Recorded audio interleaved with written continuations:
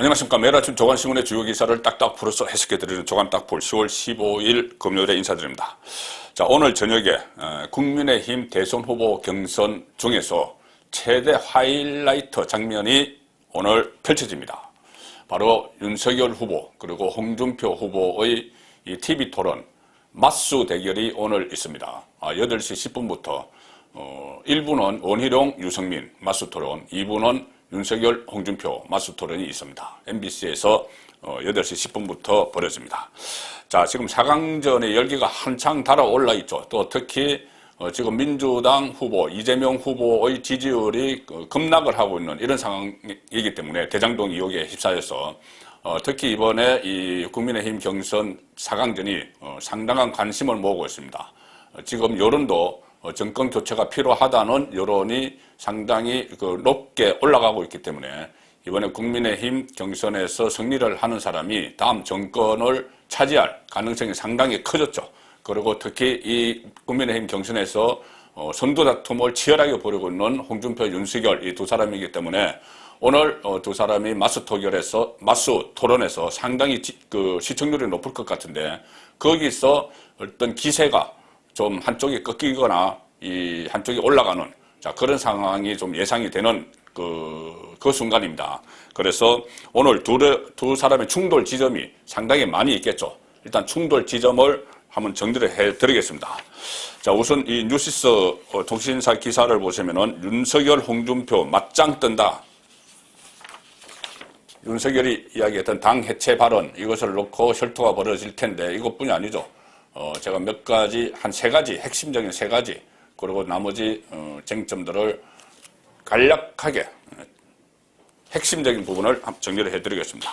15일 맞수 토론, 처음이자 마지막 맞대결. 다시 없죠. 딱 한 번 있습니다. 홍 서로 이 상대방을 좀 공격을 하고 있는데, 자, 여러 가지 쟁점이 있습니다. 첫 번째 쟁점은, 오늘 핵심 쟁점은 이겁니다. 윤석열의 당 해체 발언 논란. 자, 당 해체 발언 논란인데 이것이 뭐냐면은, 제가 어제 설명을 드렸는데, 어제 조간딱풀에서 설명을 드린 부분이죠.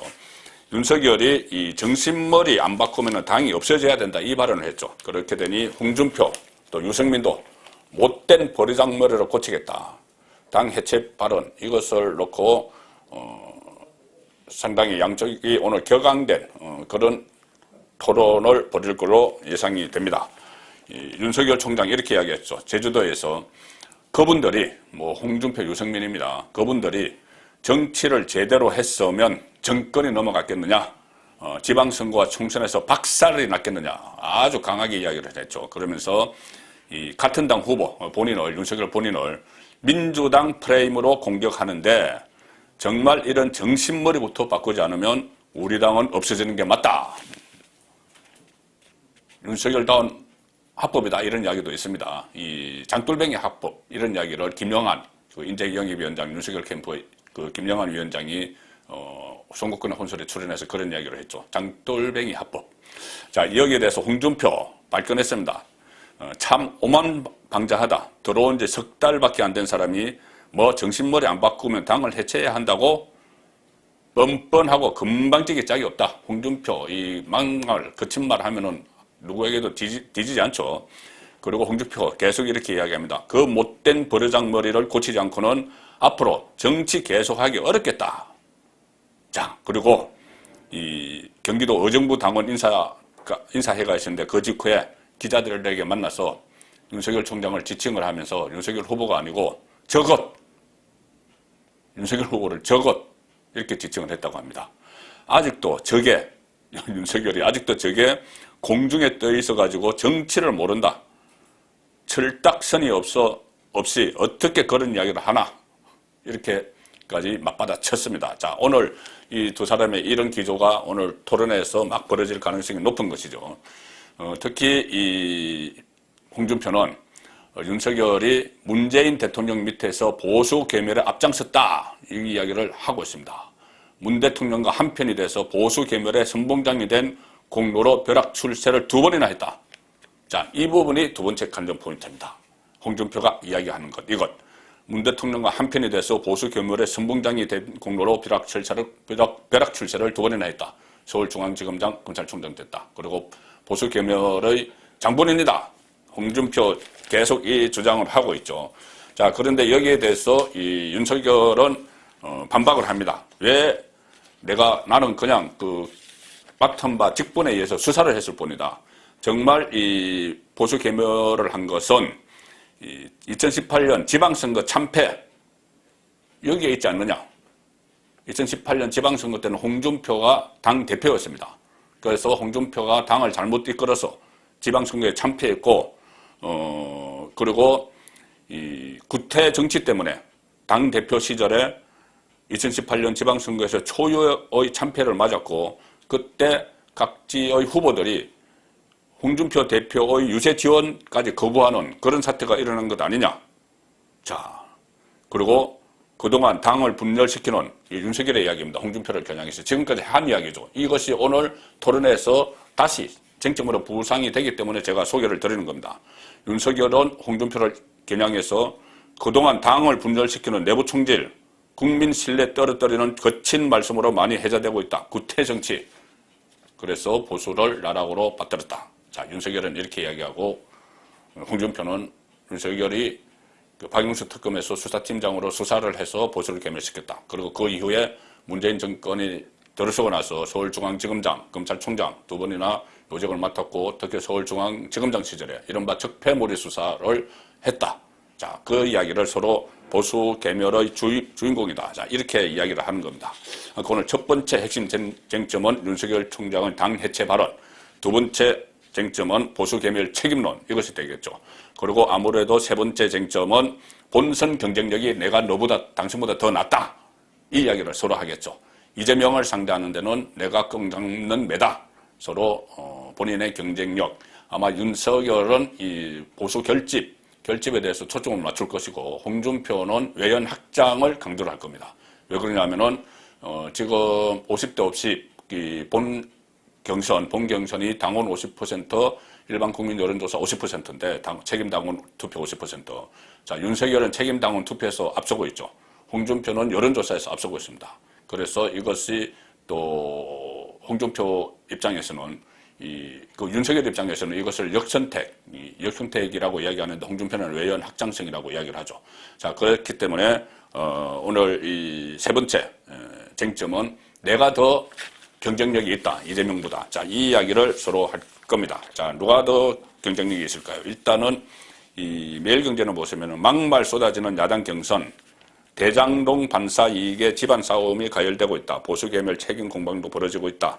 자, 이 기사를 썼는데, 자, 대장동 때문에 반사 이익을 얻고 있다. 제가 이재명 그 지지율 떨어지고 있다고 이야기했죠. 그래서 집안 싸움을 벌이고 있는데, 자, 이재명이 떨어지면서 오히려 이 윤석열과 홍준표의 격돌이 더 첨예화되고 있는 것이죠.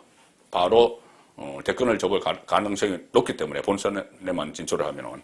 자, 조선일보는 그 오명 기사에서 이재명이 컨벤션 아닌 역벤션 효과, 지지율 대례 빠지고 있다. 그래서 여당 후보가 확정된 후에 여론조사에서 양자 대결에서 이재명의 지지율이 하락하고 윤석열과 홍준표가 올라가고 있다. 자, 그래서 이것이 이제 경쟁력이죠. 누가 더 경쟁력이 있느냐. 이재명을 상대해서 이 이야기인데, 이재명은 컨벤션 아닌 역벤션, 보통 컨벤션 효과라는 게 있죠. 뭐 전당대회 때나 아니면은 대선 후보 경선 선출 이벤트, 이것이 끝나고 나면은 컨벤션 효과라는 게 있어서 지지율이 상승하기 마련인데, 이재명은 대장동에 발목이 잡혀서 지지율이 오히려 하락하고 있습니다. 마지막 이낙연과의 경선에서 28대 62 참패를 당한 적도 있었죠. 이 대장동 여파도 거기에 상당히 작용을 했습니다. 자, 그래서 윤석열과 홍준표는 이 지지율 떨어지는 이재명을 잡을 사람은 나다. 서로 이렇게 오늘 TV 토론 맞짱 토론에서 그 논쟁을 벌일 겁니다. 여론조사 업체 네 곳이 공동조사를 한 결과를 보면은, 자, 이 가상 맞대결입니다.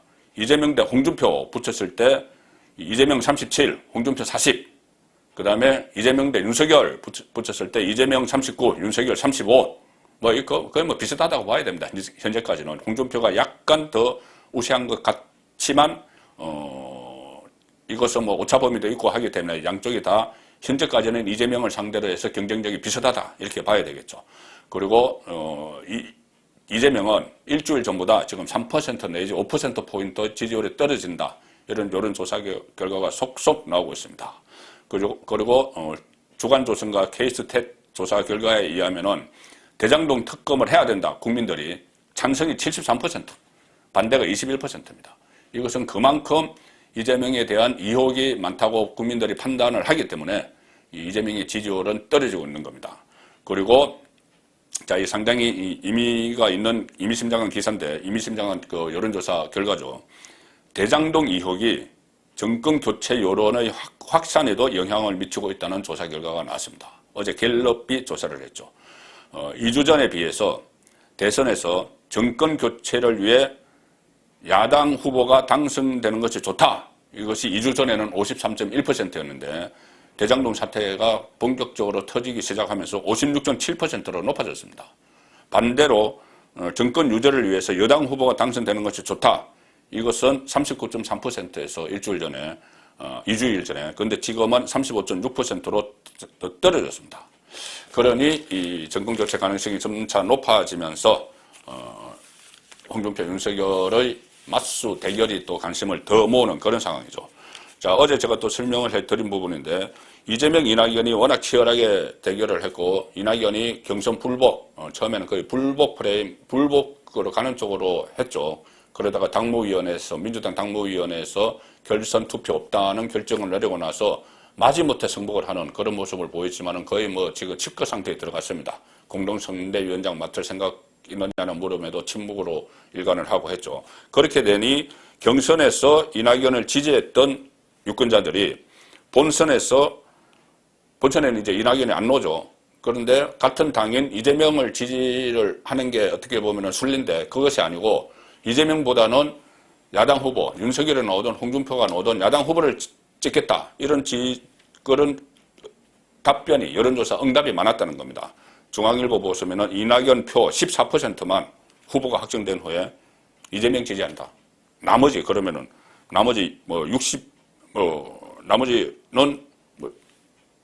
어떻게 지지 후보가 없다도 있을 테지만은 나머지는 대부분이 야당 주자에게로 가는 것이냐.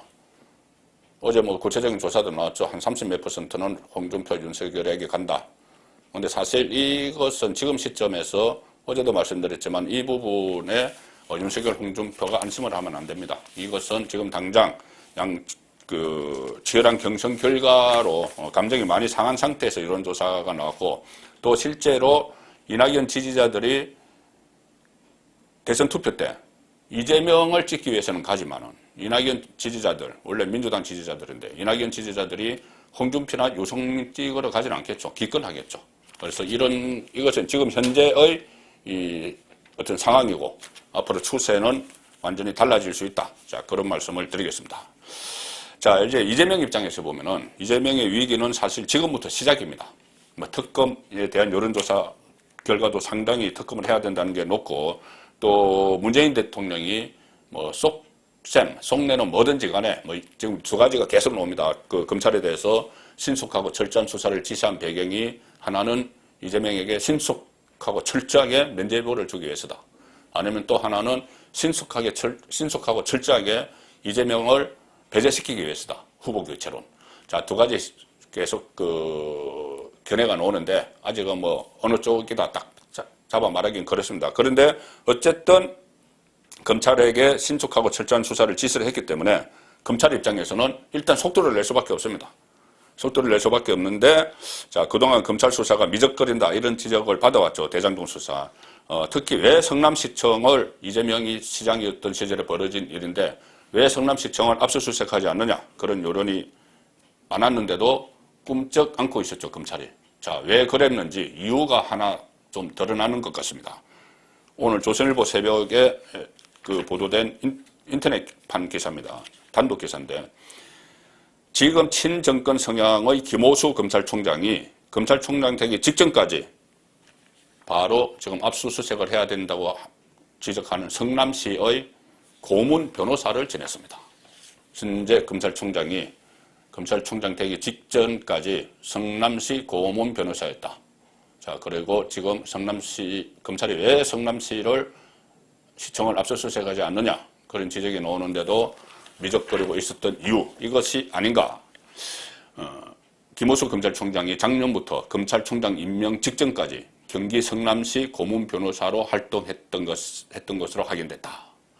자, 검찰은 대장동 개발 비리 수사에 착수한 지 20일이 지나도록 개발 주체인 성남시청에 대한 압수수색을 하지 않고 있는 거죠.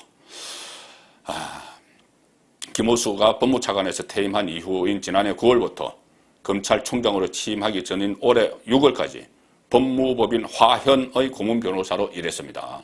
자, 그런데 이 화현이 김오수가 합류한 작년부터 성남시를 변론을 했습니다. 그리고 김오수 인사청문회 때 법무법인 화현에서 월 2,900만 원의 고액 자문료를 받은 것이 논란이 된 적도 있습니다. 자, 본인이 물론 이것이 성남시청 고문 변호사를 했다고 해서 그것 때문에 압수수색을 안 하고 있었다 이렇게 단언은 할 수 없지만은 충분히 의심쩍은 그런 정황이죠. 그리고 어제 김오수 검찰총장이 지휘를 받죠. 이정수 서울중앙지검장 어제 국정감사장에서 이재명도 수사 대상이다 그런 이야기를 했죠. 어제 제가 오후에 보내드린 내용입니다. 그리고 녹취록 에 나오는 정영학이 검찰에 제출한 그 녹취록에 나오는 김만배가 했다는 이야기, 천하동인 1호 지분 절반은 그분 것이다. 그분에 대해서는 어제 이정수 서울중앙지검장이 오락가락하는 답변을 했습니다. 자, 그분이 이재명이 아니냐 그 이야기죠. 이재명이 그 지분의 절반을 이재명에게 줘야 된다는 이야기냐 그 녹취록에 넣은 내용들을 하면은 그 이야기인데 어제 이정수 중앙지검장이 그분이 정치인 그분은 아니다 이렇게 처음에 이야기했습니다. 그분이 정치인 그분이면은 이재명을 이야기하는 거죠. 그런데 7시간 뒤에는 향후 수사 결과 단언 못한다 이렇게 또 말을 바꿨다고 합니다. 처음에는 그분에서 이재명 아니야 이렇게 그 답변을 했는데 나중에는 수사 결과에 따라서는 그분일 수 있다는 것을 장담 못한다 이렇게 이야기를 한 것이죠. 이 국정감사장에서 허위 증언을 하면은 허위로 이런 이야기를 하면은 나중에 엄중한 처벌을 받습니다. 자, 그런 것도 다 염두에 두고 계속 나오는 답변이겠죠. 국감에 출석해서 답변을 했는데 일단 대장동 개발사업 특혜 로비 의혹 사건에 대해서는 이정수 서울중앙지검장이 모든 쟁점과 의혹에 대해 다 살펴보고 있다 이렇게 이야기했습니다. 그리고 이재명이 수사 대상에 포함되어 있느냐 질문에는 지금 피고발돼 있다. 그래서 수사 대상이냐 다시 묻자 수사 범죄는 다 들어가 있다. 이렇게 이야기했습니다. 수사 대상이라는 이야기죠.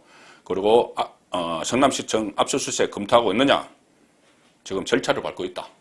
자, 이렇게 이야기를 했습니다. 그리고 문제의 그분이라는 내용이 녹취록에 있느냐 민주당 박주민 의원이 물었습니다. 그러니 이정수 지검장이 그분이라는 표현이 한 군데 있다. 한 군데 그 녹취록 안에 그분 한 군데 있다. 그런데 정치인 그분을 얘기하는 부분은 아니다. 이렇게 일단 답했습니다.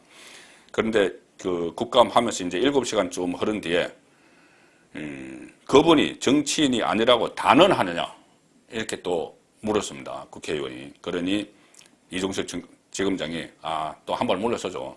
단언한다는 취지는 아니다. 제가 검찰이 확보하고 있는 증거와 사실관계를 취합해서 말씀드린 거다. 수사 결과가 나중에 어떻게 될지는 아무도 단언할 수 없다. 그러면서 검찰이 확보하지 못한 자료를 혹시 언론사나 어떤 단체에서 가지고 있는 부분을 염두에 두고 하는 말이다. 단언할 수 없다. 이것은 검찰은 그분이 이재명이라는 것을 갖고 있지 않지만 혹시 다른 데서 갖고 있을 수 있기 때문에 단언할 수 없다. 상당히 묘한 이야기죠. 청문회에서 발언하는 것이기 때문에. 자, 그래서 그분이 이재명인지 아닌지는 이것 가지고는 아직 알 수가 없습니다. 그렇지만 이재명 후보는 다른 여러 분야에서 지금 여전히 의혹에 휩싸여 있고 오늘 조간신문에서도 벌써 몇 건이 관련 의혹들이 또 쏟아졌습니다. 조선일보 보시면은 대장동 문건 결재한 이재명, 그러니까 이제 이정수 중앙지검장이 이재명을 수사를 한다고 했으니 그러면 어디에 초점을 맞춰서 앞으로 수사가 될까 그 부분입니다. 대장동 문건이란 게 성남의 뜰 그 시행사죠. 그 대장동 개발 시행사 성남의 뜰 출자를 승인한 그 문건입니다. 성남시 도시개발공사가 성남의 뜰에 출자, 그 50% 출자를 한 그 승인을 한 사람은 결재자는 이재명이죠. 이재명이 그거를 결재를 했는데 그 결재하는 과정에서 화천대유를 이 몽땅 특혜를 받는 그 엄청나게 넘어가는 그 구조를 알았는지가 배임 강건이다. 그 구조를 알았으면은 확실한 배임이 되는 것이죠. 근데 본인은 지금 몰랐다고 하는 것이죠. 그것을 밝혀내야 될 책임은 검찰에 있는 것입니다. 자, 이것이 지금 핵심이 되어가고 있다. 이재명의 과거에는 내가 대장동 설계했다 이렇게 이야기를 했었죠. 그래서 특검 요구와 부실 수사 비판에 몰린 검찰이 지금부터 배임 의혹을 중심으로 이재명 수사를 할 방침을 밝힌 말이다. 어제 이정수 말이. 자, 그런 그 분석을 했고, 대장동 특혜의 성남시의 지시, 무기를 밝혀야 한다. 이 질의를 받고 이정수 서울중앙지검장이 모두 수사 대상에 들어가 있다. 배임이나 사업 주체도 다 보고 있다. 자, 그런 이야기를 했습니다. 그리고 어제 이 김만배 씨, 이 대장동에서 특혜를 받은 김만배 씨는 어제 구속영장이 청구가 됐는데 기각이 됐습니다. 법원에서. 그런데 왜 기각이 됐느냐?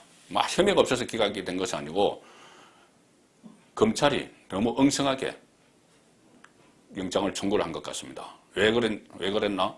문재인 대통령이 신속하게 수사하라 이러니까 그냥 무조건 3시간 30분 만에 영장을 만들어서 법원에 청구를 했죠.